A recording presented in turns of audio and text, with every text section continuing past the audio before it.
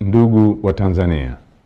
naitwa Kanali Bernard Masala Mlunga, kaimu mkurugenzi wa habari na uhusiano, Jeshi la Ulinzi la Wananchi wa Tanzania. Jeshi la Ulinzi la Wananchi wa Tanzania linautaarifu umma wa Watanzania kuwa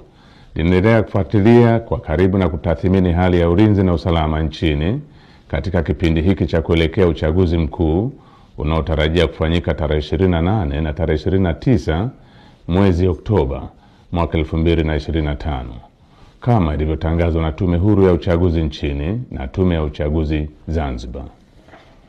Kwa ujumla, Jeshi la Ulinzi la Wananchi wa Tanzania linaridhishwa na hali ya usalama iliyopo nchini katika kipindi hiki ambacho vyama vya siasa vinaendesha kampeni zao kwa kuzingatia matakwa ya kisheria, kuheshimiana na kuvumiliana kunakooneshwa kupitia kwa wagombea wao wa ngazi za urais,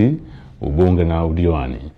Jeshi la Ulinzi la Wananchi wa Tanzania linaviomba vyama vya siasa kuendeleza hali ya amani na utulivu wakati wote wa kampeni, kupiga kura na baada ya kupiga kura. Katika hatua nyingine, Jeshi la Ulinzi la Wananchi wa Tanzania linalipongeza Jeshi la Polisi na vyombo vingine vya usalama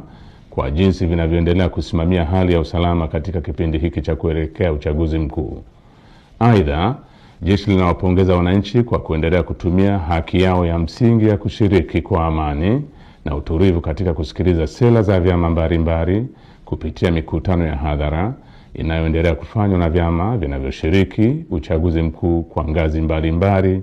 ili kuwachagua viongozi watakaowaletea maendeleo.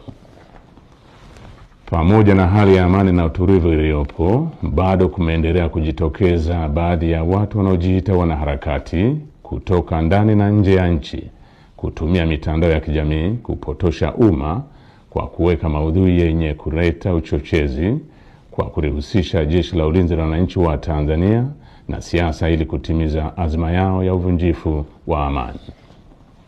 Jeshi la Ulinzi la Wananchi wa Tanzania linaomba umma wa Tanzania kupuuza machapisho au taarifa ambazo zimekuwa zikionekana kwenye mitandao ya kijamii. Wananchi wanakumbushwa kuwa taarifa zote zinazorihusu Jeshi la Ulinzi la Wananchi wa Tanzania zitatolewa na makao makuu ya jeshi kwa utaratibu rasmi na mawasiliano ya Jeshi la Ulinzi la Wananchi wa Tanzania na umma. Jeshi la Ulinzi la Wananchi wa Tanzania likiwa sehemu ya vyombo vya ulinzi na usalama vyenye dhamana ya ulinzi nchini, ninapenda kuhakikishia Watanzania wote hali ya amani, usalama na utulivu katika kipindi hiki cha kuelekea uchaguzi mkuu,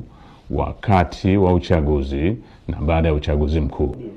Asanteni kwa kunisikiliza.